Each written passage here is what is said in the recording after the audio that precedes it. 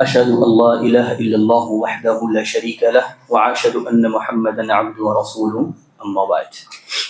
الحمدللہ ہم اور آپ چوتھی تراویح سے فارغ ہو چکے ہیں۔ چوتھی تراویح کے اندر چوتھے پارے کی تلاوت کی گئی ہے، جس میں سب سے پہلی بات جو اللہ رب العالمین نے ذکر کی ہے، اللہ نے فرمایا لن تنالوا البر حتى تنفقوا مما تحبون، کہ اس وقت تک تم بر اور نیکی کو نہیں پا سکتے جب تک تم اپنا پسندیدہ مال اللہ کے راستے میں خرچ نہ کرو۔ یعنی بر سے مراد یہاں پہ مفسرین نے ذکر کیا ہے جنت۔ اگر انسان کو جنت چاہیے تو انسان کو جو مال اس کو زیادہ محبوب ہے وہ اللہ کے راستے میں خرچ کرے۔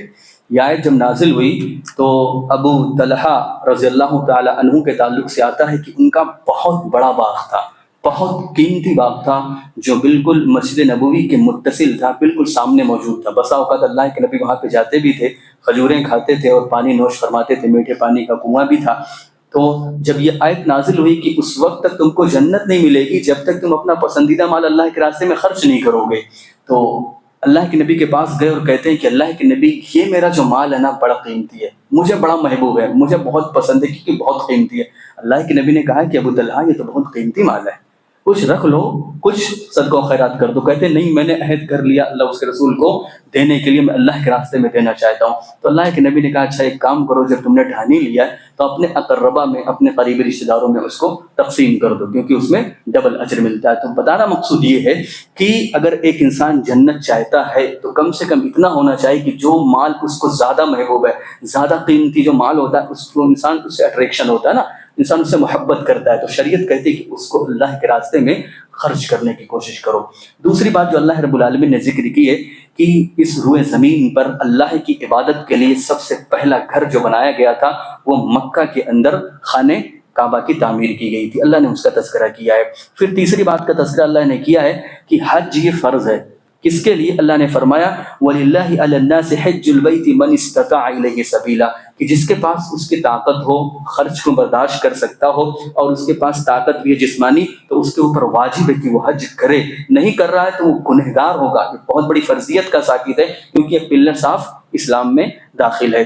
اسی طرح اللہ رب العالمین نے ذکر کیا کہ اللہ کی رسی کو مضبوطی سے تھام لو۔ مضبوطی سے تھامنے کا مطلب کیا ہے اور کس کو تھامنا ہے؟ اللہ کی رسی کو۔ اللہ کی رسی کیا ہے؟ قرآن اور حدیث۔ یہ اللہ کے نبی نے خود بتایا ہے عضوا علیہ بالنواجذ، اللہ کے نبی نے فرمایا تمسکوا بہا، کہ قرآن اور سنت کو مضبوطی سے پکڑ لو۔ اور پھر اللہ کے نبی نے اور تاکید کہا کہ اپنے داڑھ سے پکڑ لو، کیونکہ یہ جو داڑھ کی جو دانت ہوتی ہیں جس سے ہم چباتے ہیں گوشت وغیرہ کو، تو وہ جو دانت ہوتے ہیں اس میں بڑی مضبوطی ہوتی ہے، یعنی مضبوطی کے ساتھ اس کو پکڑ لو، قرآن و حدیث سے دور مت ہو۔ یہ اللہ کے نبی صلی اللہ علیہ وسلم، اللہ رب العالمین نے ذکر کیا۔ پھر اللہ نے ذکر کیا ولا تفرقوا، فرقوں میں مت بٹو۔ کیا مطلب؟ متحد ہو کر رہو، جماعت سے متحد ہو کر رہو۔ کبھی کبھار ایسا ہوتا ہے کہ ناچاکیاں ہوتی ہیں، کوئی بات ہمارے خلاف ہوتا ہے تو ہماری ذمہ داری ہے کہ جماعت کے نظم کو برقرار رکھتے ہوئے اپنا اعتراض رکھیں، کوئی بات نہیں، لیکن جماعت سے ہم الگ نہ ہوں، جماعت سے ہم دور ہونے کی کوشش نہ کریں، مسجد سے ہم دور ہونے کی کوشش نہ کریں۔ بہت سارے لوگ ہوتے ہیں نا کہ اگر ان کے من کی بات نہیں ہوئی تو کہتے ہیں ہم مسجد میں نہیں آئیں گے، میرے جماعت سے کوئی تعلق نہیں ہے، میرا جماعت سے کوئی تعلق نہیں ہے، میں جماعت میں 1 روپیہ تعاون نہیں دوں گا۔ صاحب یہ آپ کے تعاون سے اور آپ کے آنے سے مسجد نہیں چلتی ہے، یہ اللہ چلاتا ہے، اللہ چلاتا ہے۔ اللہ رب العالمین جس طرح آپ کو چنا ہوا ہے ایسے دوسرے لوگوں کو بھی لا کے کھڑا کرے گا۔ آپ کی ذمہ داری ہے کہ جماعت کے ساتھ اور جمعیت کے ساتھ، تنظیم کے ساتھ، مسجدوں کے ساتھ آپ جڑ کریں، اس کو منتشر کرنے کی کوشش نہ کریں۔ یہ اللہ رب العالمین نے اشارہ کیا ہے۔ پھر اللہ رب العالمین نے ذکر کیا ہے کہ امر بالمعروف اور نہی عن المنکر کا کام کرتے رہو جب تک بھی زندہ رہو۔ کیا مطلب؟ امر بالمعروف کا مطلب یہ ہوتا ہے بھلائی کا حکم دو۔ اگر کوئی اچھی چیز آپ کو معلوم، آپ نماز پڑھتے ہو، روزہ رکھتے ہو، سب کچھ کرتے ہو، تو جو نہیں کر رہا اس کو آپ حکم دو۔ دوسری چیز اللہ کے نبی نے کہا کہ کوئی انسان غلط کر رہا ہے تو اس کو روکو بھی۔ کوئی انسان جھوٹ بول رہا ہے، داڑھی کو کاٹ رہا ہے، کپڑے کو اپنے ٹکنے سے نیچے لٹکا رہا ہے، یا XYZ، سگریٹ نوشی کر رہا ہے، تمباکو کھا رہا ہے اور دیگر کچھ کر رہا ہے، اگر غلط کر رہا ہے تو غلطی پر روکنا بھی ہے۔ ہمیں صرف نماز کی طرف نہیں بلانا ہے، جہاں نماز کی طرف ہمیں بلانا بھی ہے وہیں ہمیں سود سے، تعویذ سے اور اس طرح جھوٹ سے اور اس طرح قبر کی پوجا سے اور دیگر شرکیات اور بدعات سے اس کو روکنا بھی ہے۔ تو شریعت کہتی ہے بھلائی کا حکم بھی دو اور برائی سے روکو بھی، یہ شریعت کا تقاضا ہے۔ پھر اللہ نے ذکر کیا کہ یہ امت محمدیہ یعنی ہم اور آپ جو نبی صلی اللہ علیہ وسلم کی امت ہیں دنیا میں سب سے بہتر امت ہے. اللہ نے فرمایا کنتم خیر امہ اخرجت للناس.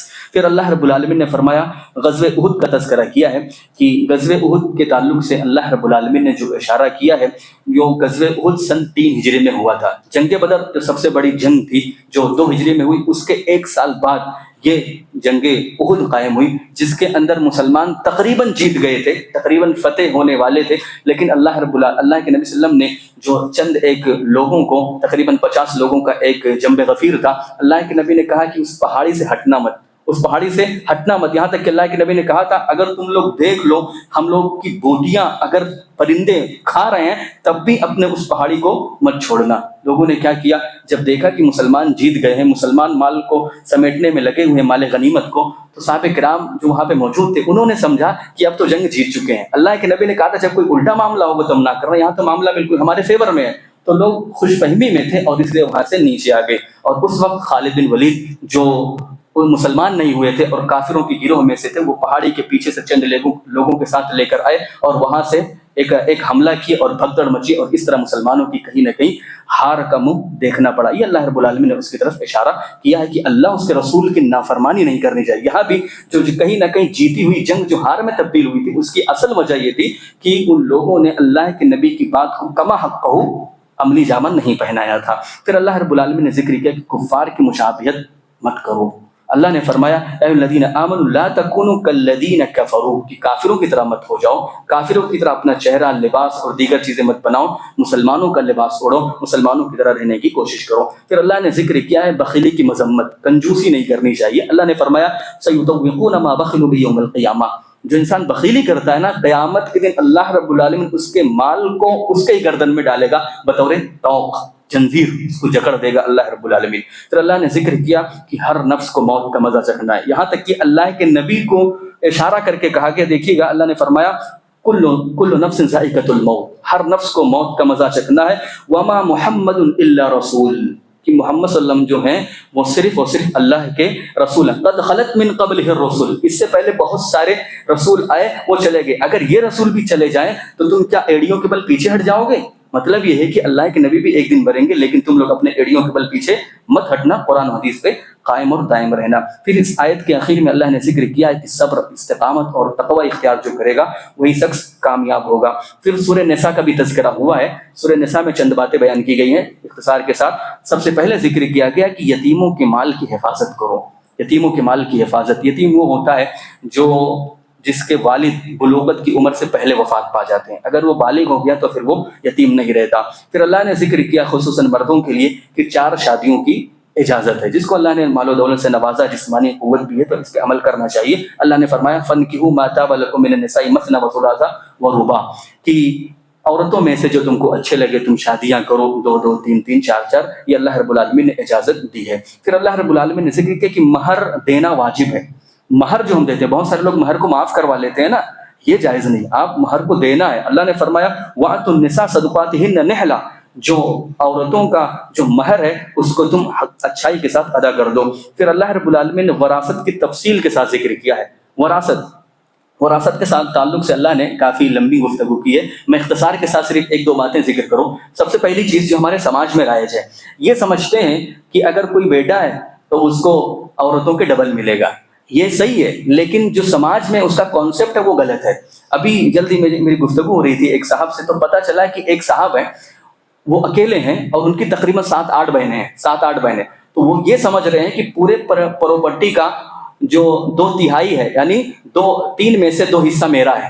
وہ یہ سمجھ رہے تھے کہ 33% میں اپنے بہنوں کو دے دوں گا اور تقریباً 66% میں لے لوں گا، جبکہ ایسا نہیں ہے.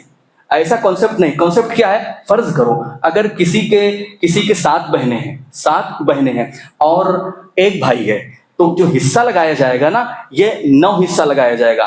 7 بہن ہے، 8 اور 1 9، کیونکہ مرد جو ہوتا ہے اس کو 2 حصہ ملتا ہے تو اس طرح 9 حصہ لگے گا. 9 حصہ لگانے کے بعد جو 2 حصہ ہوگا وہ اس بھائی کو ملے گا اور 1 حصہ یہ بہنیں لے لیں گی. میں ایک تھوڑی سی چھوٹی سی مثال دے دوں. جیسے مثال کے طور پہ کسی کے اگر 4 بہنیں ہیں اور 1 بھائی ہے، میں مثال دے دوں واضح ہو جائے. 4 بہن اور 1 بھائی، اور ٹوٹل اس کے پاس جو مال ہے، ایک کوئی مرا وفات پایا اور اس کے جو ہے 4 بیٹیاں تھیں اور ایک بیٹا تھا، یہ صرف وراثت میں یہی پانے والے ہیں، اور اس کے پاس صرف 3 لاکھ تھا، پوری پراپرٹی ہم فرض کر لیتے ہیں۔ تو ہمارا کانسیپٹ جو سماج میں رائج ہے وہ سمجھتا ہے کہ بیٹا 2 لاکھ لے لے گا، 1 لاکھ بیٹیوں میں تینوں لوگ 4 لوگ لے لیں گے، ایسا نہیں ہے۔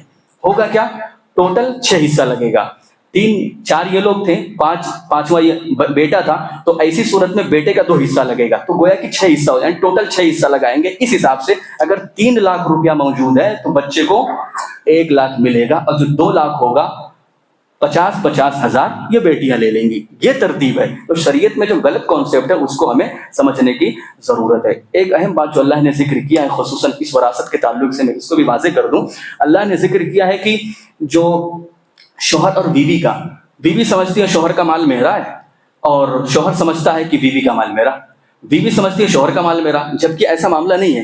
شریعت نے ذکر کیا ہے کہ اگر شوہر وفات پاتا ہے تو اور شوہر کا کوئی بھی بیٹا بیٹی نہیں ہے، تو شریعت نے ذکر کیا کہ اس کو 1/4 ملے گا، 1/4 کس کو، بیوی کو، اور اگر اس کے کوئی بیٹا بیٹی موجود ہے تو 1/8 ملے گا، یعنی 1/8 ملے گا، 8واں حصہ ملے گا اس کو، کس کو، بیوی کو۔ اس کے الٹا اگر ہم کر لیں کہ اگر ایک بیوی ہے، وہ وفات پاتی، اس کے پاس زیورات ہیں، اس کے اپنے گھر ہیں، جو بھی ہیں، اور شوہر موجود ہے، بیوی کی وفات ہو گئی، تو شریعت کا یہ حکم ہے کہ بیوی میں سے یہ شوہر اگر اس کے کوئی بیٹا بیٹی نہیں ہے تو اس کو 1/2 یعنی آدھا حصہ پورا اس کو مل جائے گا۔ لیکن اگر آل و اولاد موجود ہے تو 1/4 ملے گا، 1/4 ملے گا۔ یہ شریعت نے ذکر کیا، پورا مال نہیں کہ پورا زیور پتہ چلا پورا یہی رکھ لیا، بہرحال تفصیل کے ساتھ اللہ نے ذکر کیا، کیونکہ یہ چیزیں عام طور پہ رائج ہوتی ہیں، تو اس لیے میں نے اس کی طرف اشارہ کر دیا ہے۔ پھر اللہ رب العالمین نے ذکر کیا ہے کہ موت کے وقت توبہ قبول نہیں ہوتی۔ اللہ نے فرمایا وَلَيْسَتِ التَّوْبَةُ لِلَّذِينَ يَعْمَلُونَ السَّيِّئَاتِ حَتَّى إِذَا حَضَرَ أَحَدَهُمُ الْمَوْتُ قَالَ إِنِّي تُبْتُ الْآنَ۔ اللہ نے فرمایا ان لوگوں کے لیے توبہ نہیں ہے جو مسلسل گناہ کرتے رہتے ہیں اور اس کے بعد جب موت کا وقت آتا ہے تو کہتے ہیں اللہ میں توبہ کرتا ہوں۔ نہیں، موت سے پہلے توبہ کرنا ہے۔ جب آپ ہٹے کٹے ہوں، جب آپ کو کوئی بیماری نہ ہو، اس وقت اللہ سے توبہ استغفار کرنے کی ضرورت ہے۔ پھر اللہ نے ذکر کیا کہ عورتوں کے ساتھ اچھائی کے ساتھ رہو، بھلائی کے ساتھ رہو۔ اللہ نے ذکر کیا وَعَاشِرُهُنَّ بِالْمَعْرُوفِ، ان کے ساتھ بھلائی کے ساتھ رہو۔ آپ سوچو، وہ اپنے والدین کو، اپنے گھر بار کو چھوڑ کر آپ کے پاس آئی ہوئی ہیں، وہ آپ کا خون نہیں ہے، وہ آپ کے خون میں شامل ہو رہی ہے، آپ کے پاس آ رہی ہے، تو شریعت کہتی ہے ان کے ساتھ بھلائی کے ساتھ رہو، اچھائی کے ساتھ رہو۔ اپنے خون میں لڑائیاں ہوتی ہیں تو وہ تو غیر ہے، اس کو کس حساب سے لینے کی ضرورت ہے۔ شریعت نے اسی لیے بار بار کہا ہے کہ وہ ٹیڑھی پسلے سے پیدا کی گئی، اس کے ٹیڑھے پن سے فائدہ اٹھاؤ، اس کو سیدھا کرنے کی کوشش مت کرو، کیونکہ جو بھی ٹیڑھا اس کو سیدھا کرو گے تو ٹوٹ جائے گی۔ یہ شریعت نے حکم دیا کہ ان کے اچھائیوں سے فائدہ اٹھاؤ۔ ہو سکتا ہے کچھ چیزیں اگر اس میں بری ہوں، جو اچھائیاں ہوں، اس اچھائیوں سے فائدہ اٹھاؤ، برائیوں کو نظر انداز کرو۔ پھر اللہ رب العالمین نے ذکر کیا ہے کہ مہر واپس نہیں لینا ہے۔ مہر آپ نے دے دیا ہے تو آپ اس کو واپس نہیں لے سکتے۔ یہ مہر ہوتا ہے، یہ بیوی کا حصہ ہوتا ہے۔ ٹھیک ہے، وہ اپنے سے کبھی وقت ضرورت دے دے تو الگ بات ہے۔ پھر اللہ نے ذکر کیا رضاعت کے سلسلے میں کہ کوئی انسان اگر کسی کا رضائی بیٹا بننا چاہتا ہے تو اس کے لیے شریعت نے جو ذکر کیا ہے 5 مسہ، یعنی کوئی بچہ ہو 2 سال سے کم کا ہو، کسی غیر کا بچہ ہو، کسی کا رضائی ماں بننا چاہتا ہے تو وہ بچہ جب تک 5 بار اس دوسری ماں کا دودھ نہیں پیے گا پیٹ بھر کے، جب تک وہ اس کا رضائی بیٹا نہیں بنے گا۔ 1 بار پی لیا، 2 بار پی لیا، اس سے فرق نہیں پڑتا، 5 بار وہ بھی پیٹ بھر کے پینا پڑے گا۔ یہ بخاری مسلم کی روایت ہے۔ تب جا کے وہ جو ایک ہوتا نہیں کہ بہن بھائی کا رشتہ، پھر اس سے شادی نہیں ہوگی، اس کے بیٹیوں سے، اس کے بہنوں سے، وہ پورا واقعہ اس میں پیش کیا گیا ہے۔ پھر اللہ نے ذکر کیا ہے تفصیل کے ساتھ کن عورتوں سے شادی ناجائز ہے۔ جن عورتوں سے شادی ناجائز ہے ان سے پردہ بھی نہیں کرنا ہے۔ وہ کون ہے؟ اللہ نے ذکر کیا، میں صرف اشارہ کروں کہ ماں سے شادی ناجائز ہے، پردہ نہیں کرنا ہے۔ اس طرح بیٹی ہے، بہن ہے، پھوپھی ہے، خالہ ہے، بھتیجی ہے، بھانجی ہے، رضائی ماں ہے، رضائی بہن ہے، ساس ہے، سوتیلی بیٹیاں ہیں جن کی ماں سے نکاح ہوا ہے۔ سوتیلی بیٹیاں بھی ہوتی ہیں نا، جیسے فرض کرو کوئی ایک فرد ہے، اس نے آلریڈی شادی کیا ہوا ہے، پھر ایک اور شادی کرنا چاہتا ہے، دوسری عورت سے شادی کیا تو پتہ چلا کہ اس کے آلریڈی بیٹے بیٹیاں موجود ہیں، ہوتا ہے نا، سوتیلی ماں، اب اس سے ہم نے شادی کی تو اس کی بیٹی سے بھی شادی نہیں کر سکتے، کیوں؟ کیونکہ اس کی ماں سے آپ نے نکاح کیا ہے۔ پھر اللہ نے ذکر کیا کہ بہو سے بھی شادی ناجائز ہے، اسی لیے بہو سے کوئی پردہ نہیں ہے۔ عام طور پر بہو سے پردہ کیا جاتا ہے، جبکہ دیور سے پردہ ہے، اس سے کوئی پردہ نہیں ہوتا ہے۔ ہمارے سماج میں جو رائج ہے دیور سے پردہ، الحم الموت کہا گیا ہے، جو شوہر کا بھائی ہوتا ہے چاہے چھوٹا ہو چاہے بڑا ہو، اس سے پردہ واجب ہے، اس سے پردہ کرنا ہے، لیکن اس سے پردہ عام طور پہ لوگ نہیں کرتے ہیں۔ اور جو ساس سسر ہوتے ہیں، جو بہو ہوتی ہے، اس سے کوئی پردہ نہیں ہوتا، یہ شریعت نے ماں باپ کے درجے میں رکھا ہوا، یہ میں نہیں ذکر کر رہا، یہ اللہ نے قرآن میں ذکر کیا ہے۔ پھر سب سے اخیر میں اس پارے کے اللہ نے ذکر کیا کہ دو بہنوں کو آپ اپنی شادی میں جمع نہیں کر سکتے۔ مثال کے طور پہ دو بہنیں ہیں، سگی بہنیں ہیں، آپ چاہو تو کسی سے بھی شادی کر سکتے ہو، لیکن یہ ہے کہ دونوں کو ایک ساتھ شادی کر کے اپنے اس میں رکھ لو، یا ایک سے شادی کیا دوسرے کو آپ نے لے آیا، ایک سے پہلے شادی کی ہے، اس سے طلاق نہیں ہوا، اس کی موت نہیں ہوئی، آپ دونوں کو لانا چاہتے ہو اپنے نکاح کے اندر ایک ہی اس میں، تو شادی ناجائز اور حرام ہے۔ ہاں ایک کی وفات ہو جائے، ایک کی طلاق ہو جائے، ایک کا کوئی مسئلہ ہو جائے، خلا ہو جائے، تو دوسری موجود ہے، اس سے کرنا چاہتے ہیں تو اس سے شادی جائز ہے۔ اللہ سے دعا ہے کہ بہرحال ہم تو مسلمانوں کو کہنے سننے سے زیادہ عمل کرنے کی توفیق عطا فرمائے۔